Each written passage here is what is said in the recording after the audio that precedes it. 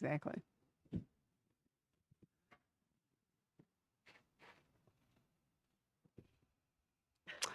Good evening, everyone.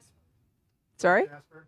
Oh, kind of you to ask. I couldn't bring him. He's so neurotic. I don't think he'd survive an airplane flight. I really don't. Jeff, you have to use your mic. Oh yeah, yeah. I don't think he would survive that. We thought about it. Sometimes we do, but not this time. Not this Since time. we She's started, asking about my little dog Jasper, who I don't know if you guys have heard the Jasper story, but I'll tell you because it relates to the book and all. But he's my little Mexican street rescue dog. oh, He's a lot of things. Yeah, and I'll tell you about that. Yeah, right, we'll do yeah, that. But first, let me say yeah. thank you all very much for coming. And I want to thank our virtual audience for joining us. This is really fun. Hello. Two really great guys here together. This is the first time, right? So Don Bentley on my immediate right, author of The Forgotten War, and in only 4 weeks, another Tom Clancy, because Don has been writing the Jack Ryan Jr. books, which are wonderful. And they're I want you to know that's my free copy that I have given to Don. Yes, I So, haven't yes, seen it I yet. know. And then way over there in the black shirt is T. Jefferson Parker, who we were saying in the car on the way down that Jeff and I met with the Serpent book. And we have been through the dog book, the tuna book, uh, many. I tend to think of Jeff's books very often by like the focus of the characters. And one reason I really love The Rescue is there's a dog named Joe. And if you're a Jefferson Parker fan, you probably remember Silent Joe, which is an absolutely super book, won the Edgar. Jeff is actually a 3-time Edgar winner. And they're only, you're a rare bird. There's like 2 or 3 of you at the most? Or are you the only one? Yeah, something like that. I don't know. I think James Lee Burke won a bunch of He's Edgars. been one too, but Two. I'm not Okay. sure. He might have won a short story one. Yeah, I think so. And Dick Francis won, I think, 3. I think they were. I think they were novels, but I'm not sure. Yeah, I think with Francis, yeah, they yeah, all were. yeah. Right. But of course, his wife wrote them all. I'm just kidding. That was the scandal No, she that actually followed did. him around. No, you're not kidding. Just the later They ones. were, now listen, to be fair, they were ahead of their time. They were a collaboration in the same spirit that James Patterson writes with people. Dick was the horse guy. He was the jockey. He had all that knowledge and so forth. And Mary had the voice. And the only reason I know that is that Mary died first. And Dick was not able to create that special voice that she had in the last book. But there's nothing wrong with them being a team. It's just back then people didn't acknowledge it in the same. As a matter of fact, there was a long time before the Patterson co-writers were named. Right, and now we see it all the time. People writing together, right? You can do that one of these days. Too bad Clancy can't come back and write with you, right? So anyway, we're here to talk about, as I said, the Forgotten War and the Rescue. And let's start with Don, because this is a very personal book for Don, because Don actually have served in the armed forces and served in Afghanistan. So it's your book. So why don't you tell them what you've written about? Yeah, sure. So I have to point out my friend Ann back there was also a helicopter pilot and also served in the armed forces. She was a Navy pilot, which is only like Army pilots are here and Navy pilots are somewhere. No, that's not true. Um, so Forgotten War is the 4th book in my Matt Drake series. And so Matt Drake is, he works for the Defense Intelligence Agency and he's what's called a case officer, which is a really fancy term for saying he's a spy. And so I knew in my 4th book, if you read the other ones, Matt has a best friend named Frodo. And lots of folks had said, man, I would love to see kind of their origin story. I'd love to see how Matt and Frodo originally came together. And so I had that idea. And then as I was trying to figure out how I was going to write the book in August of 2021, when we had kind of our tragic withdrawal from Afghanistan, I knew that was going to play a huge role in my next book too. And I spent, 2 weeks I couldn't work. I couldn't do anything. I was just kind of trading text messages with other veterans and talking to them. And, and not from a standpoint so much. I don't want to speak for all veterans, but I think most of the people who served there were ready for us to be done with Afghanistan. I have a son who was born shortly after 9/11, and he's on his way of getting his commission in the Marine Corps now. And as a father, the thought of him going back there a generation later is just abhorrent to me. But at the same time, we were watching it crumble and thinking it can't end like this. Like, this can't be the end of 20 years of blood and treasure and sacrifice. And so that very much formed the backdrop of Forgotten War. Frodo, I've always loved the name because immediately you think of the War of the Rings, right? And Tolkien. But how did he get the name Frodo? He can't. Is that really his given name, or is it a nickname? No. So there's a organization in the Army that's called Delta Force that is the premier, and Ann will probably fight me on this one too, because it's the premier counterterrorism unit in the world. The SEAL Team 6 folks, I assume, would probably argue with me. And it is often the case that operators are given a radio call sign, and that call sign is not one they get to pick or enjoy or want to have anything to do with. And so I'm a Tolkien fan too, and love the idea of Frodo, even though Frodo doesn't look like a little hobbit. And so that had just been stuck in my mind, and I'm like, I'm going to use that. And so that's his call sign, and that's what he goes with. I have to admit, when I first read about him, I was worried that they called him Frodo for his appearance. But then, no, it wasn't that. You must have been interested to see that the Taliban claimed that they nailed the guy. Yeah. And I didn't realize that ISIS and the Taliban were so dedicated enemies. Yeah, I think so. ISIS-K were the ones who set off the suicide bomb that killed those 13 kids, and that's who the book is dedicated to. And there's a kind of a saying that there aren't old men don't fight wars, because by the time you're old, you don't want to fight any wars. And so it's interesting to me. I'm 49, to look at these. To me, they are kids, even though I was one once. But those men and women, every single one of them, when Ann and I joined the military, we volunteered too, but nobody was in combat. There wasn't in Iraq, there wasn't in Afghanistan, 9/11 hadn't happened yet.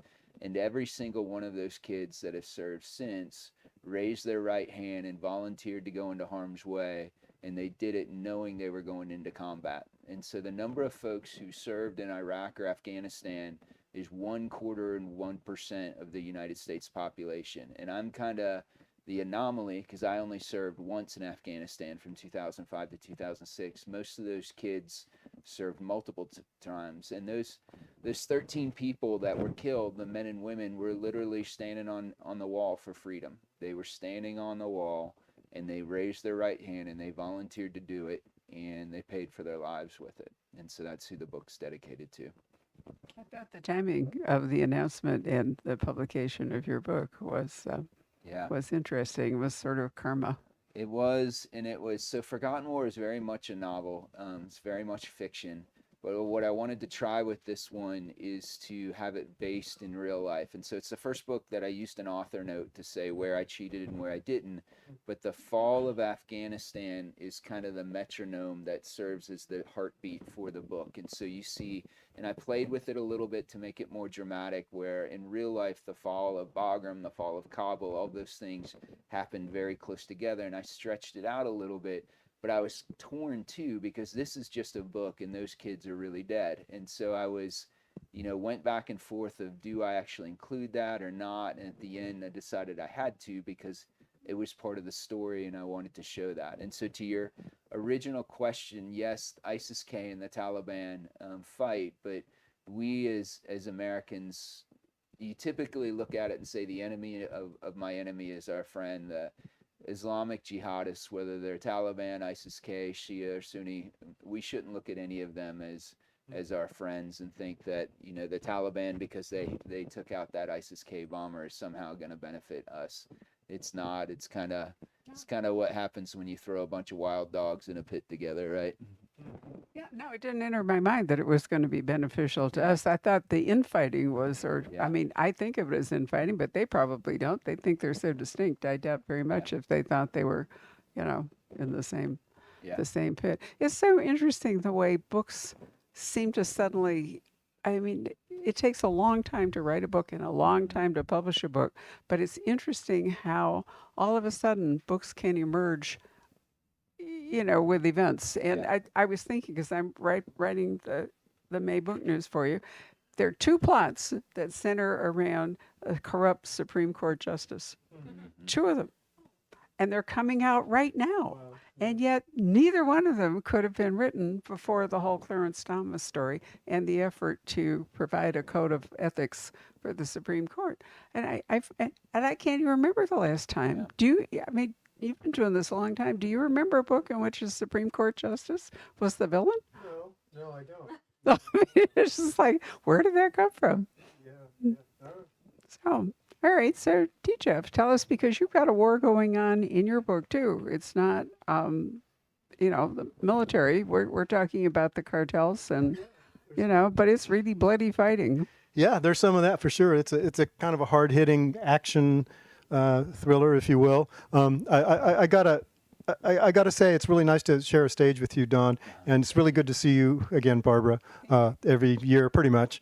And I'm really loving Don's book, Don't Miss It. And I got it to give you the origin story for it. Here's the origin story for Don's book coming into my life.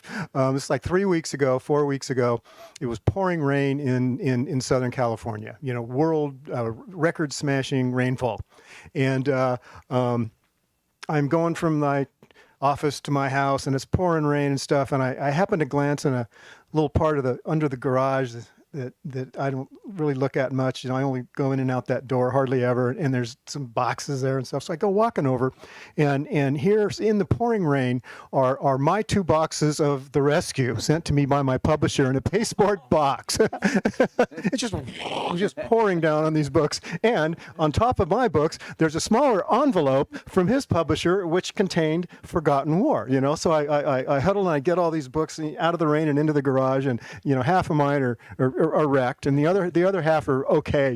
Don's is just totaled. It's like it looked like a 100-year-old manuscript from the Smithsonian or something. It's all wilted up and stuff, but it's readable. And so anyway, Don, in spite of Don's book being ruined by the rain, it's still a great story. So don't miss it.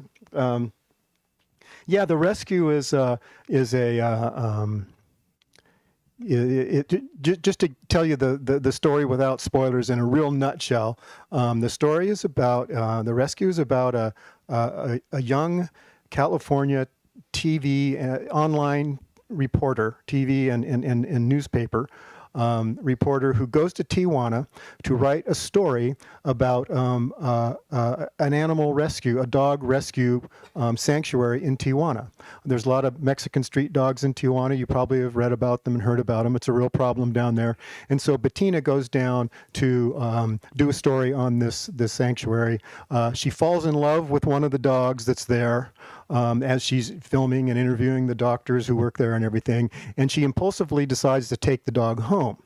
And so she fills out the papers and does her donation. And by the end of, chapter 1, she's driving home to Laguna with this funny little dog. It's 55 pounds, cute dog, looks kind of like a Mexican street dog mixed with a Labrador or something. She doesn't know anything about it except that it was wounded. It had been wounded, not fatally, obviously, in some sort of a murky shootout in Tijuana about a month before Bettina found him in the hospital. And so her stories go viral and about the dog. And as soon as they go viral and people see the videos, very strange people start to show up in her life with various claims and information about the dog. And it soon becomes clear to her that some of these people are dangerous people, and the dog apparently has a past that she had no idea about, and the only way that she can keep these people away from the dog and keep the dog for herself, because she has no intention of giving this dog up. You know how we love our dogs. She just has to hit the road with the dog and try to outrun the bad guys. So that's kind of what the book begins with anyway.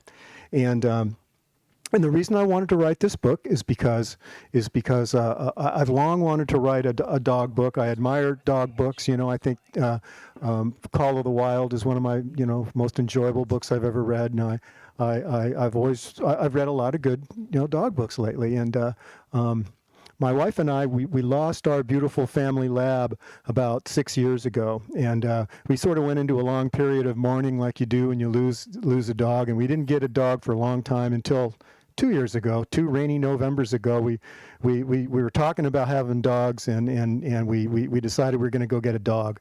So we went to our local rescue shelter in Fallbrook, where I live, and we got this little dog.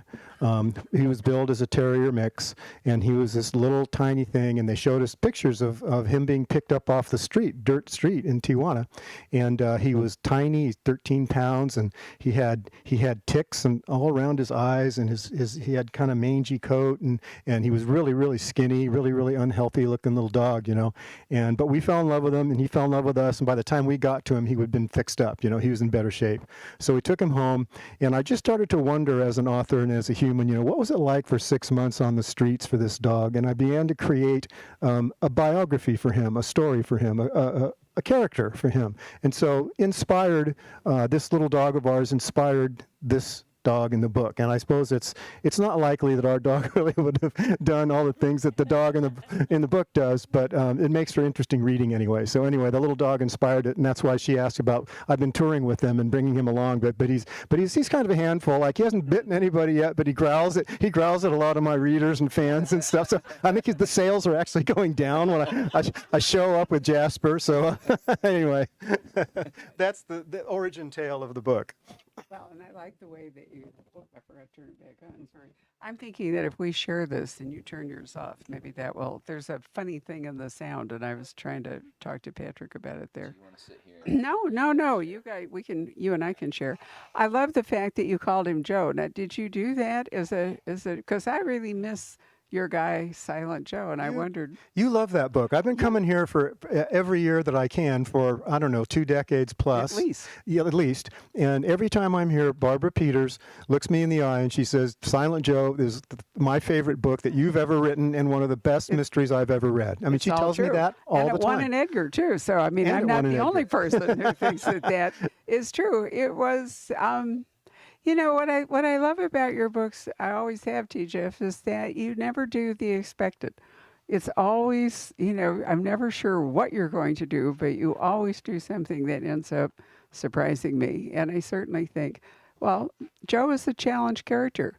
He said, well, it's your book. You tell them what it is and why I thought it was interesting that you named the dog Joe. Yeah. Joe from my old book that Barbara likes so much, came into play a little bit. A really good friend of mine has had a long-time favorite dog named Joe. And so Joe's just a neat name. I like it, So I put it in again. It was kind of interesting to look at this little rescue dog that we got. We when we picked him up at the animal shelter, they had named him Rhett. Rhett, scroungy little dog.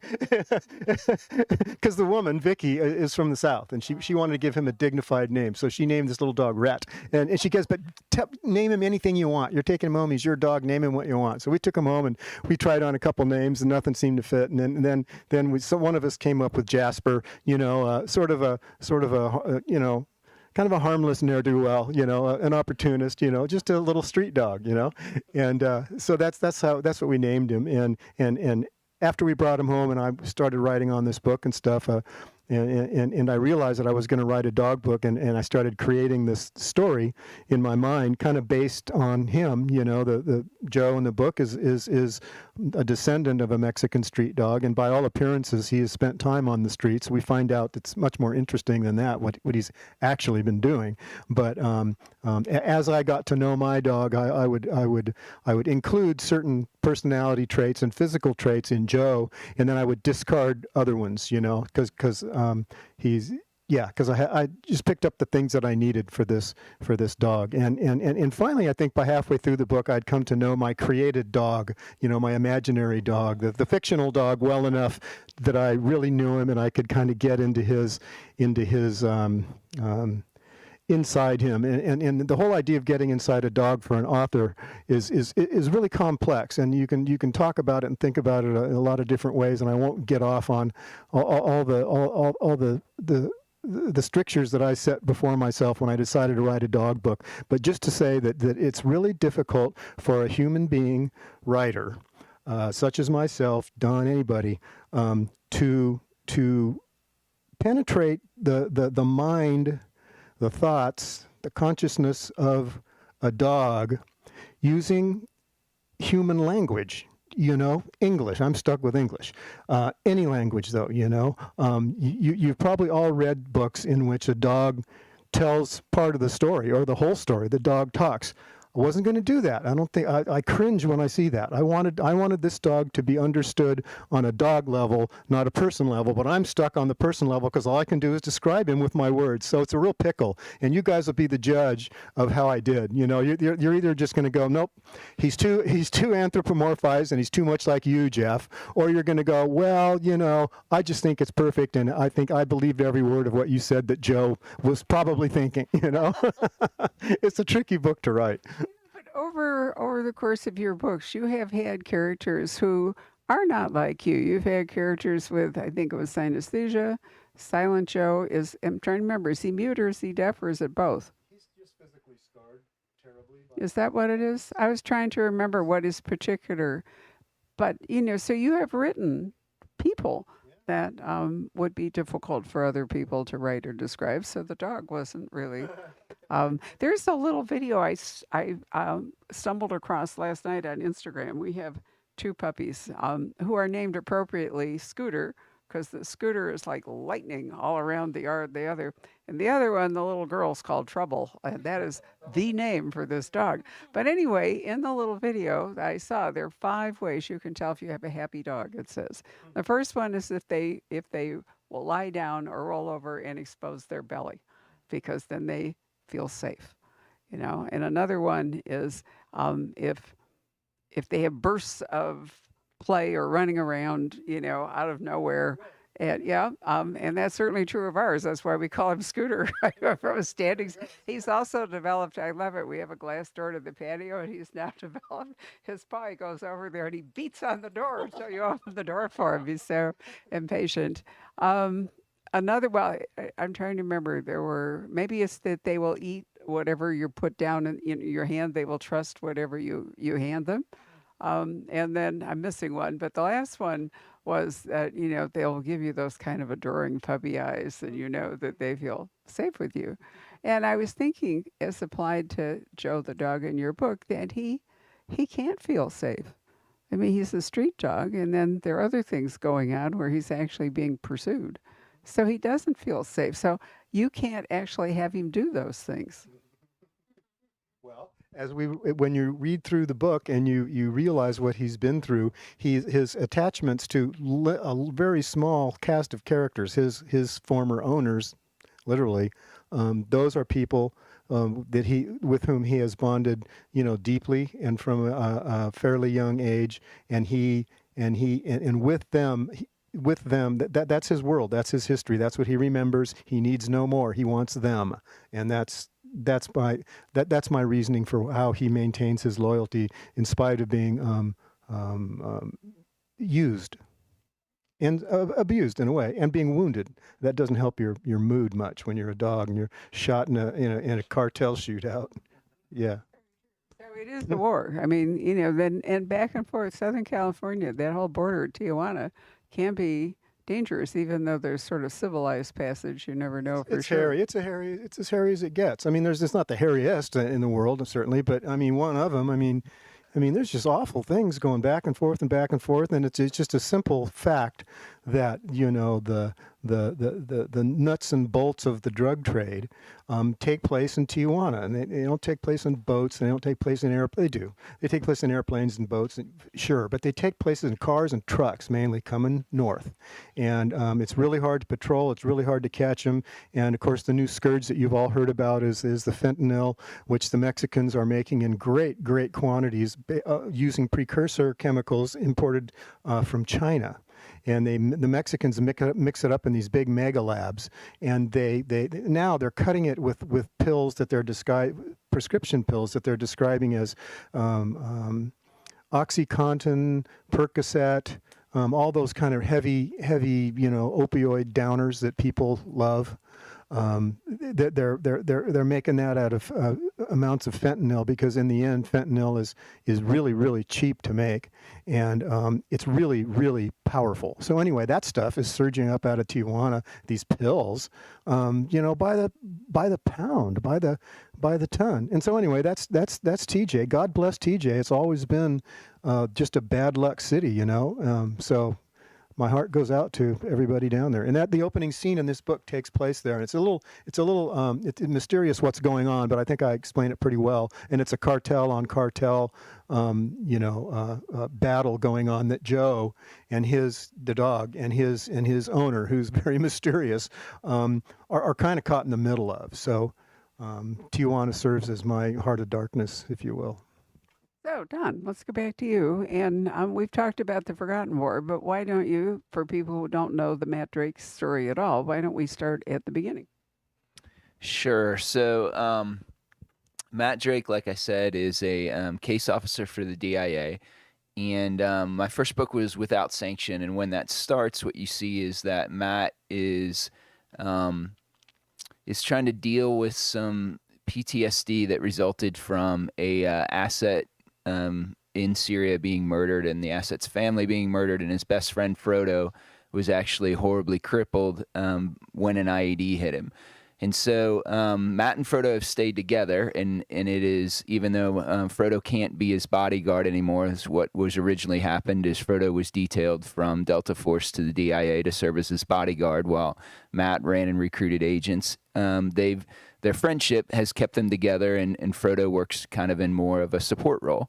And so when Forgotten War starts, Matt and Frodo are in a bar, and two Army CID, Criminal Investigation Division agents come in, and they arrest Frodo for what they say is a war crime, which is a murder. And you figure out that murder that he's being arrested for supposedly occurred 10 years previously in Afghanistan, and it was the first tour of duty that Matt and Frodo had together in Afghanistan.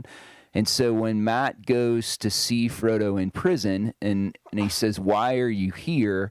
the only thing Frodo will say is, "I'm guilty." He won't tell him what happened. He won't tell him why he's in prison. He won't tell him why he's willing to plead guilty to a murder that Matt knows he didn't commit because Matt was with him. And so Matt decides the only way he can clear Frodo's name is to find the other men. So Matt and Frodo were supporting what's called an ODA, an Operational Detachment Alpha Green Beret team, for a one-time hit on a Taliban compound of a bomb maker. And so Frodo was with 4 other Green Berets in a different part of the building when the murder allegedly took place. And so Matt decides to go find the surviving members of that ODA, only to figure out they've each been dying under mysterious circumstances. And so once he realizes what's going on, he decides that the only thing he can do is to go to Afghanistan and find the one man who knows what happened on that night, which is their Afghanistan interpreter. The only problem is the Taliban is also hunting for that Afghanistan interpreter, and everybody is coming out of Afghanistan instead of going back in. And so for the first time in his career, the DIA, Matt's employer, won't send him to the trouble spot, and so he decides to go on his own. And so that was very much a nod to the Pineapple Express and all the incredible civilians who said, "You know what? When we were in Afghanistan, we promised our Afghan allies that if you stand shoulder to shoulder to us, by God, America is not going to forsake you. And so we are going to go as civilians and do what our government cannot or will not do." And it's really, really interesting when you look at that, as horrifying as it is. I don't know if since Dunkirk has there been a time when civilians stepped in and did something like that on that level of magnitude when the government couldn't. And so that's where you see the book go, is that Matt, rounds up this ragtag group of veterans and goes to Afghanistan to try and find this interpreter. Afghanistan's your war, but Vietnam was my war. I didn't fight in it, but it was my generation war. And you have to remember that the fall of Saigon was not well conducted either. I often ask myself, why were we there? In both wars, as a matter of fact. But the real question for me is, what were we going to do with either country if we had won? How were we ever going to govern it? I I keep hoping that, we'll all learn from that. But those two guys, Andrews and Wilson, who are going to be taking over the senior Clancy, I had a really great conversation with them sometime a while back. And we were talking about Putin and Russia, and they're both veterans. Excuse me. And they said that, our mindset doesn't makes it hard for us to understand that for Russia it's not about winning, it's about us losing. They don't go with win-win. They go with if, you lose, we win. And that's, what. But the other thing they said, which I thought truly was penetrating and which I hadn't considered very carefully, was that all these wars are because one side underestimates the other. They think it will be, something they can win, and then they find out that they couldn't. It's true of Hitler, true of Napoleon, true currently, one hopes, of Putin, but we don't know for sure. And it's sad to think that these conflicts develop because people, suffered from what? Blindness, hubris, or just a desire to do something, and everybody then pays for it. Yeah, I think with Afghanistan in particular, the original thing we set out to do in Afghanistan was to decimate Al Qaeda and keep them from ever launching another attack in America again. And I think we succeeded in doing that, and were able to. I think what made Afghanistan even more complicated, and forgotten wars is typically what's applied to the Korean War, right? The war that's forgotten.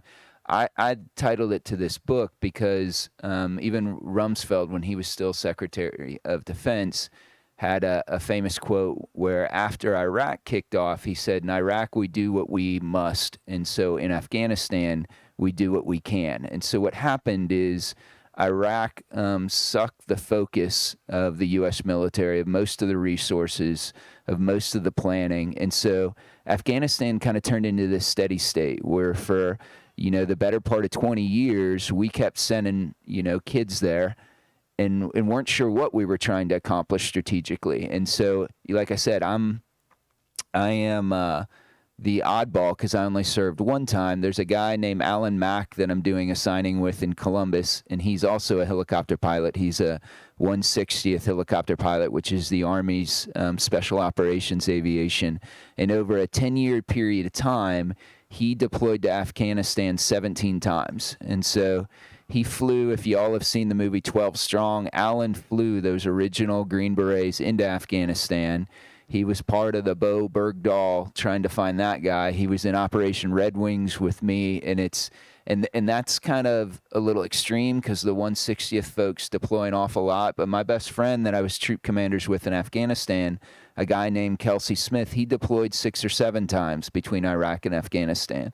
And so you had kind of this inertia, to your point, where we're still sending guys there and girls there because we've still sent guys and girls there, but nobody can really articulate what we're trying to do. Now, Brad Taylor and I have kind of gone back and forth on this, and there's a case to be made that maybe we should have left 2,500 people or something there because we were able to still do counterterrorism operations and do it very effectively. But to your point, I think we certainly had a strategy in the beginning, but I think we lost our way over that 20 years. Well, I think my point was that maybe we thought it would be easier than it turned out to be. Yeah, I think there's another, Jack Carr always likes to quote the thing that in Afghanistan they say the Americans have the watches and we have all the time. There's another thing that the Afghans said, and we did, the reason why we were so effective when we wiped out Al Qaeda is because in the early days, between the CIA and the Special Operations, the goal wasn't to remake Afghanistan, it was to decimate Al Qaeda and to work within the existing structure of Afghanistan, no matter how corrupt that was. And there were literally CIA case officers with suitcases of money that would walk in and go to a warlord and say, I'll pay you $50,000 to join our team. And they'd say no. And he'd say, okay. And he'd walk out. And that night, a Green Beret team would call down a JDAM bomb on the next compound over. And then the next day, the CIA officer would come back and say, now I'll give you $40,000 to join our team. And they'd say, yes, we will.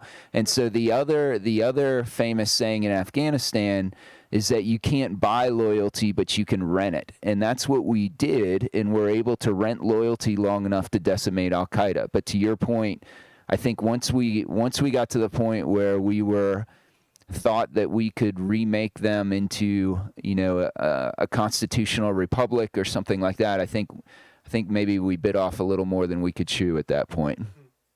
But it may be the same thing that they were saying about Putin. If we could understand that Russia doesn't need to win, they just want us to lose. If you have a different goal, that would do it. But anyway, it's a great theater for your books. There were some very good Vietnam books, right, Patrick? I'm trying to remember because I think you know quite a lot of them, books that arose out of the war and people's experience or whatever it is. And it's not surprising that Afghanistan would produce the same. Right. Anyway, so there were 2 more Matt Drakes after that. So this is the 4th one. Talk to us a little bit about Clancy, because we're going to do a virtual event in 4 weeks when the Clancy comes out, but we've got him. So tell us. Yeah, absolutely. So I'm lucky enough that I have the same editor for my series and the Clancy series, and it's Tom Colgan, and he's fantastic. He's an amazing editor to work with. And so he figured out 2 years ago that this year was coming. And so I've been on a schedule where I write a book about every 5 months. So this year I actually have 3 books that come out. And so Forgotten War just came out. And then my 3rd Tom Clancy book that is called Flashpoint, which I was holding up earlier, comes out in a month. And then my 4th Tom Clancy book that I just turned in is called Weapons Grade, and that comes out in September. And so it's been a lot of fun. When you write, Josh Hood is a friend of mine, and we just did a virtual event with Barbara with Josh Hood's book. He writes in the Bourne series. And he likes to say that when you get to write in one of the legacy series, it's kind of like your dad tossing you the keys to his 1960s Stingray or something. And so you want to drive that sucker as fast as it'll go, but you want to come back home without any new dings in the fender. And so when you write a legacy series like that, especially the Clancy one, because there's been so many writers before there, what you're really looking for is like, what's a little patch of soil that nobody else has tilled yet that I can try and make my own. And Tom Colgan is very, very clear. He's like, I don't want you to write like Tom Clancy. Nobody can. I just want you to do what you do with your books in this series. And so what I've tried to do is kind of take a look at Jack Ryan Jr., which is the character I look at and say, when his dad was his age, he was married, he had kids, he had stability in his life. And if Jack Ryan Jr. looks around at the people he's surrounded with, everybody else is an ex-CIA officer, an ex-Special Forces guy, and he's there because his last name is Ryan, and that's it. And so what I've tried to do is kind of put my thoughts in his possession, in his mind. And so what you see starting with Target Acquired, which was my first book, is kind of his attempt to prove that he actually belongs there and to find some stability in his life, that he's in his 30s, he's looking around and saying, is this really what I want? And 0 Hour took that a step further, that kind of established that relationship and was his first time as a team leader, as a bona fide, not only do you belong here, but you deserve to be a team leader. And then in Flashpoint, he has to deal with some of the bad things that happen when you're a team leader, that how do you deal with that when tragedy happens? How do you, the men and women that you're privileged to lead and something horrible happens, how do you deal with that? How do you cope with that? And so I've tried to tell both a really good story and then advance the series a little bit. I think you've done a wonderful job. Has the movies had any effect on you, or are they just an entirely different Clancy world? They're an entirely different Clancy world, and it's really hard for people who... So I was, my generation, I think, is the last one that read Tom Clancy probably when he was still alive and writing them. And so I was at 14, I think, when my first book I read was Red Storm Rising. And so when people try and enter the book series now after seeing like the Amazon series, it's very, very confusing because Jack Ryan in the Amazon series is however old John Krasinski is. And in the books, he's a late 60s guy that's president. And so what I try and tell people is that character on Amazon is actually kind of the character that I write in the series that's his son, but it's not an easy leap for sure. No, it's It's really not. Now, I brought a book to show you because we were able to get, there are three titles left. There's a very small publisher called ASAP Press, because there's an ASAP Publishing. I have to remember, but this is Press. And what they do, thank you. They do these beautiful short stories, and they have illustrations. Love the cover. I mean, you can see it's all modeled, and there's interior illustrations. There's usually a forward. Oh, look, there's a snake. My God, there we are, back to the serpent. Anyway, and because they're small, thank you, they are short stories. So Jeff has done, what is it, maybe 5 or 6, but these are the only 3 left with this publisher. Right, Margaret Cole did them. CJ has done them. Did Craig do any? Do you remember, Patrick? Over the years, I'm not sure that he has, but he wrote the introduction to one of yours, The American Dreams, that we have up front. And it's got a photo of the two of you fishing. Oh, you're talking about Chuck? Yeah. Yeah. Right. But anyway, so we have just 2 or 3 of these beautiful little books, but I wanted to point out how neat they are.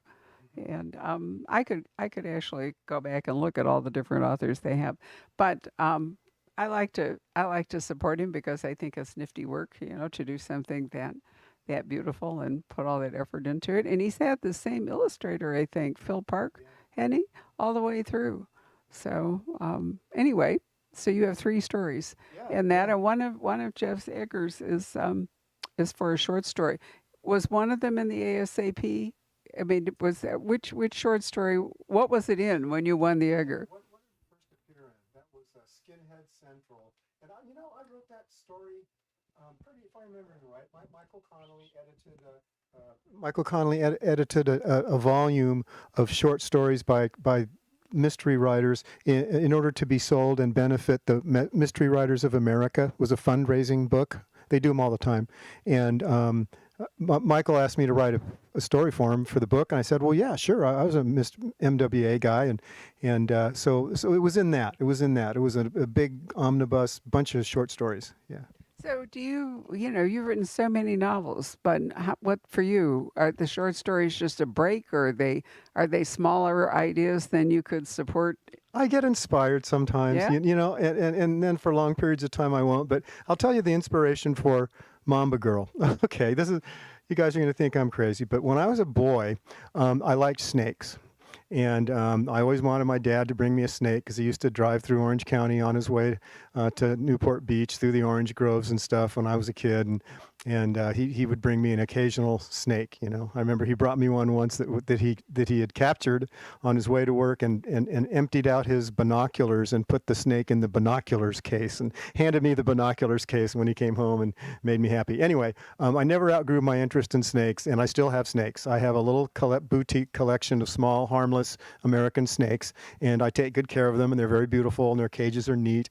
And so every few months I have to drive to Triple L Reptile, and Triple L Reptile is in Oceanside, California, right next door to where I live, Fallbrook, because I have to buy frozen mice for my snakes. Okay, so mice, they're mouse eaters. Well, my snakes are little, so I just get mice. So I'm in Triple L one day, and there's always crazy looking people in there, and it's full of snakes, and it's full of turtles and tortoises and frogs and lizards and monitors and giant pythons and little tiny boutique king snakes that cost $200, and lo and behold, I'm over checking out the box turtles or something, and in strides this woman who is just like knocked down, drag out gorgeous, and she's dressed high. She's dressed very beautifully, classy, expensive clothes in a reptile store, and she's looking at the red-eared sliders or something, Yeah, and I thought, I want to know who that woman is, and I'm going to write that woman's story, whether I'm anywhere close or not. And so anyway, she's Mamba Girl, and she's Mamba Girl. Did you ever find out what her story was? Oh no! I couldn't imagine what I could say to her that wouldn't send her running. Oh, I'm an author and I'd like to write a story. Why are you in Triple L Reptile? Yeah. Well, you've written so many different kinds of stories, both short and long, over the years. But it never really gets old for you, does it? No, I like it. I like it. I like being free to write different stories, you know, I often I've written series, but I often feel kind of corseted and kind of overly directed and not trapped, but yeah, overly directed. You know, when I know that I've got a 3-book contract and they're all going to be about this PI. I wrote a couple of PI, a couple of deputy ones and stuff, and for reasons that I think are pretty clear, I kind of lose interest with those series fairly quick. The longest one I've ever written is 6, and the second longest is 4, and I feel like I come to the end of my interest in that character, and that I've taken the character as far as he or she, wants to go, and then so I'll think of something really different, sort of an antidote to that, so a real different thing, and yeah, I'll feel generally a big sigh of relief as I start to write the first page of that new kind of unrelated standalone book, and it's a combination of excitement with the stack of the ream of 500 blank pages that will become your story. It's excitement, and it's also fear, and I like that. And so anyway, I thrive on it, and I think when I finished 1,000 Steps, which came out last year, I love that book. It was a standalone coming of age story about a 16-year-old boy growing up in Laguna Beach in 1968, and it's a crazy story, and I lived a lot of that. Yeah. Semi-autobiographical. Yeah. Yeah, and that was such a relief to start that book, and I came to the end of it, and I was so happy with it, and I thought it was arguably the best book I'd ever done, and I was thinking, man, okay, I got to do another book now, maybe I'll try to write about Matt again, because he's 16 in this coming of age book, and I thought, well, maybe I'll pick him up when he's like 21 and he's in college or getting out of college or whatever, and thought about it, and I thought, nah, Jeff, you can write 10 more books about Matt if you want, but you're not going to make this one any better by doing that. This is it. This is the book that made you write that book. And so I said, nope, not going to do it. And same with this, when I finished The Rescue, I thought, oh God, I think I might need to do another, see what Joe's doing now, now that he made it through all this. And same thing. I thought, nah, I don't want to do it. I already put poor Joe through everything he can go through. I mean, he gets shot in the opening chapter of this one and he makes it through. I mean, everything's okay, but just leave the poor dog alone. So I don't know. That's just me. Whatever. So, what are you thinking about next? Oh God, I knew you'd ask. It's everybody to go home thinking there'll be another T. Jefferson Parker. It's really hard to describe, but basically, it's about a family, a Laguna Beach family of professional big wave surfers who run afoul of violent Chinese pirates plying their trade on the Southern California coast. Smugglers, basically. Yeah. So big waves, which terrify me, and pirates, which terrify me. It's a book about fear. Wow. Surfers and pirates. Boundary. No, I love it. I already love the idea. You really are a California boy, though, aren't you? Yeah, I mean, born. I'm trying to remember. You've gone, I mean, your whole bit with the 6-book series. That also was California, but it went also down to so living in Southern California is kind of natural for you to do Mexico some of the time. It is, yeah, especially when I moved from Orange County to San Diego County, which is on the border, of course, right. and I began to see around me how how much influence of Mexican culture and people and, for good and bad, music, crime, everything, has to do with Southern California. And I've always had kind of an affinity for Mexico. My mom and dad took us down there as kids and we'd camp on the beach, and just way back in the 60s when it was just really, beautiful time to be there. And so I have a lot of affection for the Mexican culture and people. And I hate to see the way that those so many essentially good people are just kind of ignored and treated poorly by their government, and the terrible policing that you see down there and stuff. I mean, I could go on, and I've written about that a million times, but yeah, I think it's good to remain fresh for me, and I don't know if I'll write another series or not. Maybe not. We'll see. It depends, right? Whatever lights you up. hmm The truth is, if Well, you're yeah, that's true. Inspiration is hard to come by. That's the fuel that I burn. I've never been a good carpenter. I have trouble. Drawing out the outline and getting out the saws and getting the vices going to get everything right. And sort of craft together this novel. That's really a hard way to work. I've kind of tried to do that, but for me it's inspiration. It's the moment that I see this unbelievably beautiful woman in the sleazy reptile store that makes me want to write about her, and Joe, my Jasper, pure inspiration. If I hadn't gotten that dog on a lark one morning with my wife Rita, we decided, well, let's go look for a dog. It's time, I call it stubbing my toe on a story. I stubbed my toe on this story with Joe, and I stubbed my toe on the story with the beautiful girl in the reptile place, and I stubbed my toe on a story when I moved to Fallbrook 23 years ago, because Fallbrook contains Camp Pendleton, and at that time, this was 2000, the wars were burning hard, and I started talking to these guys. And when I'd see them at the gas station or the Albertsons or whatever, and I say, hey man, there's some stupid corny thing like thanks for your service, which I think most of them hate to hear, but it's just an introduction. How you doing? Where you from? Talking a little bit. And these guys gave me a book. They gave me a wonderful novel called Full Measure, which is about one of them, an 18-year-old, I think he is 18-year-old kid, 19, coming home from his tour of duty in Afghanistan, and trying to resume his life at home in Fallbrook as an avocado farmer, 'cause that's what his family does. And so it's an American story. It's not a war story. It's a coming home from the war story, and the difficulties, and he's got post-traumatic stress galore, maybe no syndrome, but he's jumpy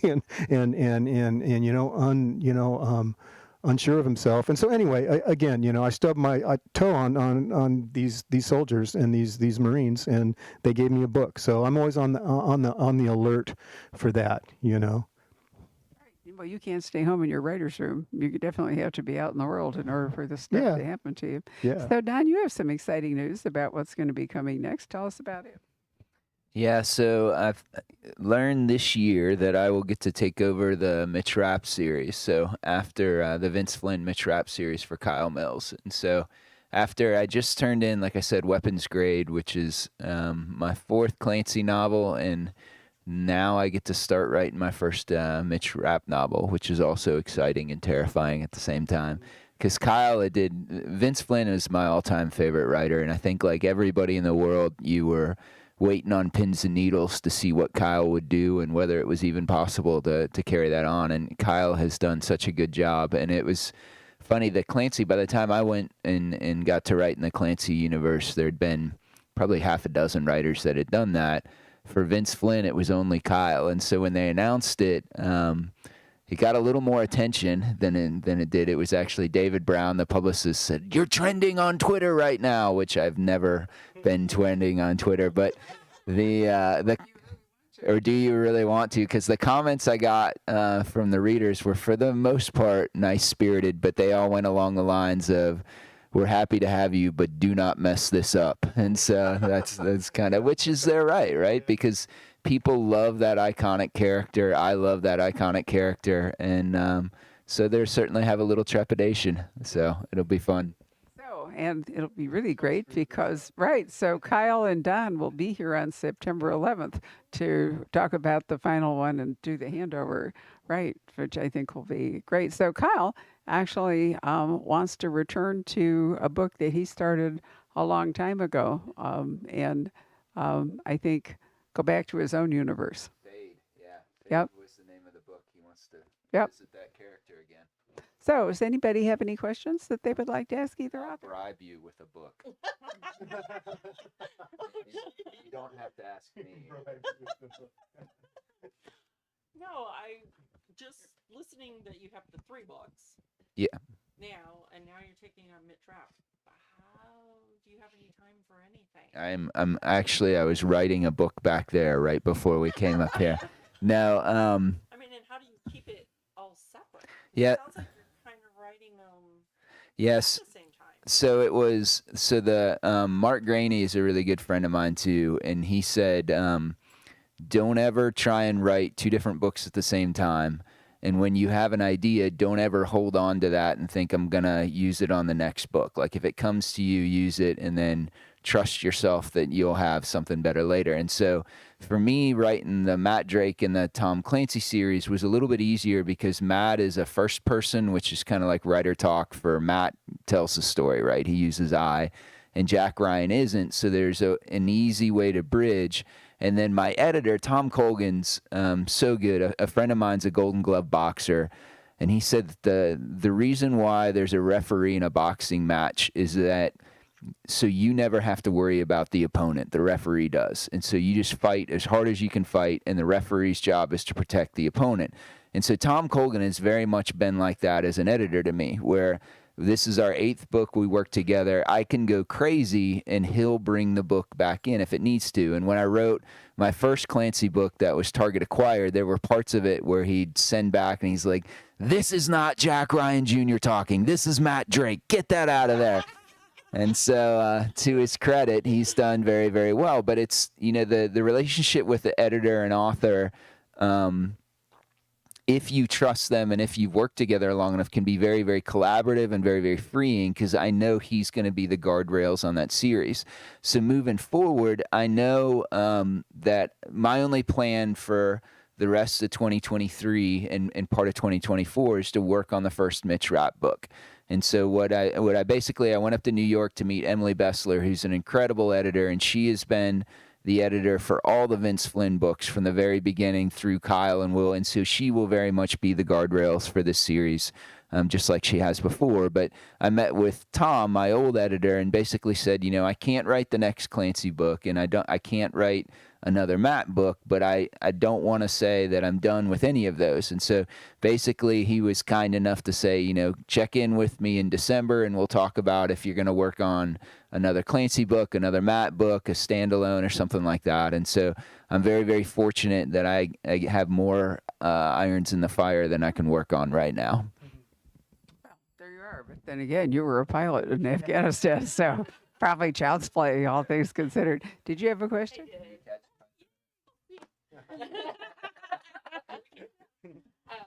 When you're speaking about Forgotten War, I was able to get through Stating Disease recently, and that was so I already kind of have some of those pictures of the Afghan War and the 13 people dying and that kind of thing.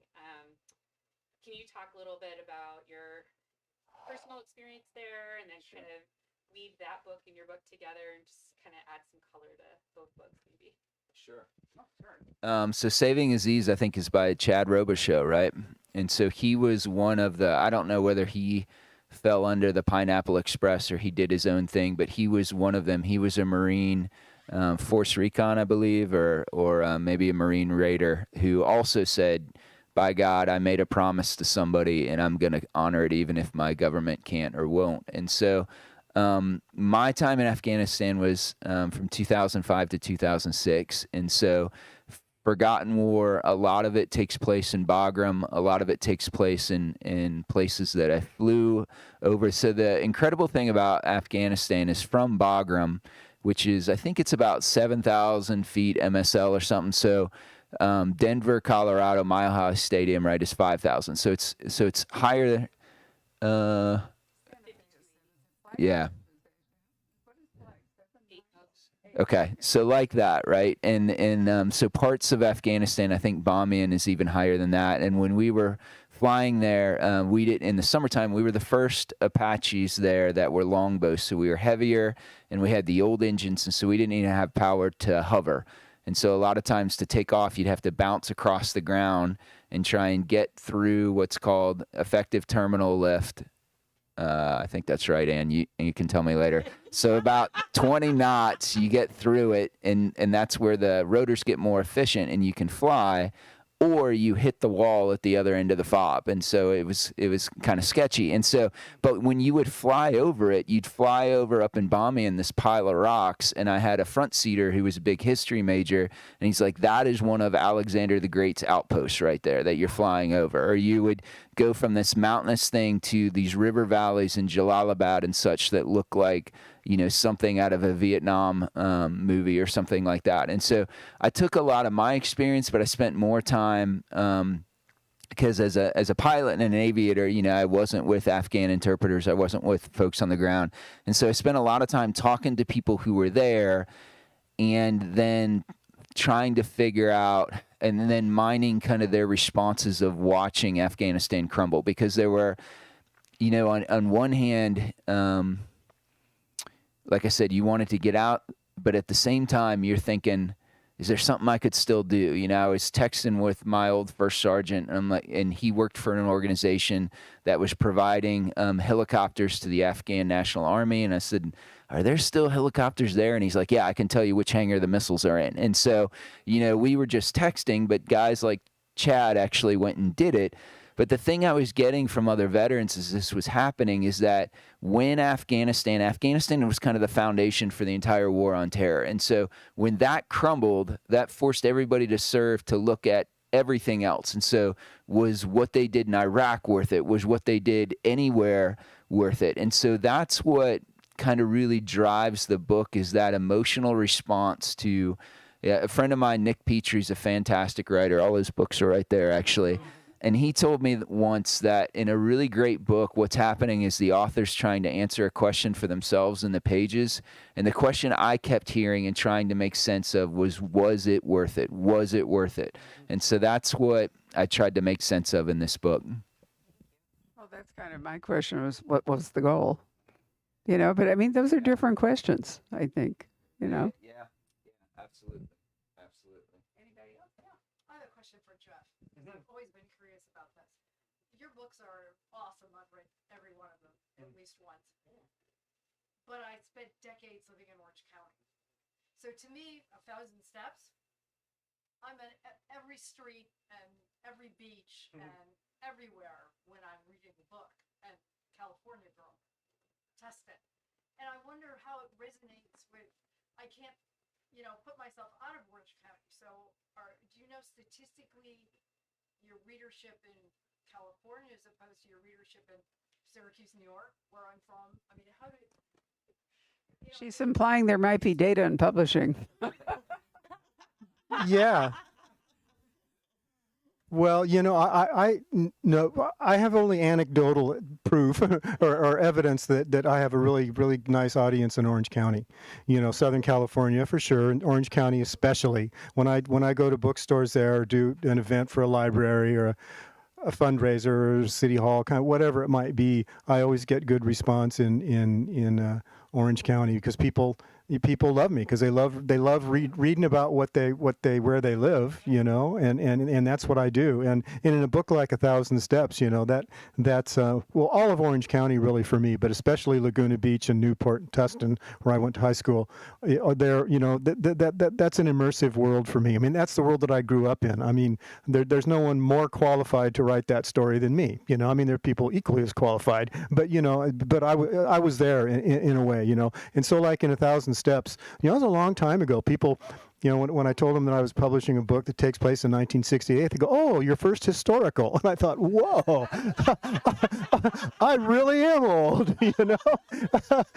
and so 1968, I was 14 years old, and I used to go to Laguna Beach. My mom would drive me and my friends, my brother, down there, and she let us go, and we would body surf at Main Beach, and we would, you know, eat at Taco Bell and watch all the drug deals go down, and we'd look at the hippies walking around, and we'd smell the marijuana smoke everywhere, and we watch it. Every once in a while there'd be a narc or a cop chasing some hippie up Coast Highway trying to cuff him. And so I experienced, as a 14-year-old, you know, I experienced this world wide-eyed and slack-jawed, and I just thought, oh my God, who are these people, and what are they doing here, you know? And so when I went to write 1,000 Steps 4 years ago, say, when I began the book 3 years ago. It was when COVID had shut everything down, and I was starting to get stir crazy just being locked in my home, not being able to go anywhere. And my mind just naturally wandered back to 1968 and the images and the smells and the sights and the people that I knew and talked to there and the stores that I went in. I remembered it all so beautifully. I mean, nobody has a sharper mind than a 14-year-old, because you have nothing to judge, no perspective, no experience, but your senses are so alive, and I was just so agog at that whole world, and it was so easy to go back in and write that, and I felt the same way in smaller doses about little humble Tustin, which is kind of just a small Southern California small town. Yeah. Well, thanks for reading all my books. I think that's really great. And where do you get a load of the big wave surfers against the Chinese pirates? It's really cool. Yeah, I was just curious because I am from Syracuse, New York, and I was thinking, how would somebody who is still there, and there are a lot of them, how would they perceive your books as opposed to how I do because I live there? So I just wondered if you know those statistics or if you've talked to people in other areas, because it would be different. Yeah, it is for sure. I mean, their take on Southern California is always a little, a little different. But I think that because just speaking of that book in particular, because the things that happen in that book are almost all of them actually really did happen, and it's not really fiction in that sense, it either happened or could happen.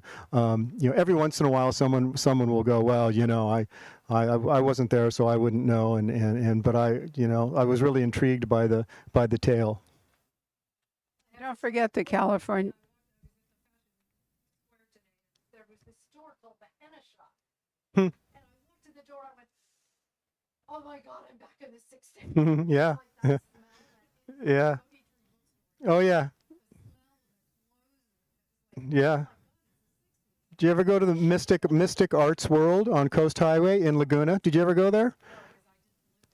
Yeah, I peeked in when I was a 14-year-old. It was where the hippies were, and it was a head shop called Mystic Arts World. Books, calendars, health food, hookahs, these big elaborate pikes from Turkey and Afghanistan, and just all the hippie stuff, the hippie regalia, and the whole place just reeked of incense and stuff.